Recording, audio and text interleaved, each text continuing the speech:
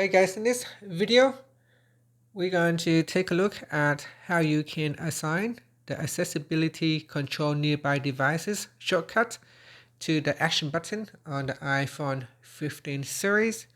First, let's go back to the home screen by swiping up at the bottom of the screen. From the home screen, tap on settings. Then in here, we go down and tap on action button.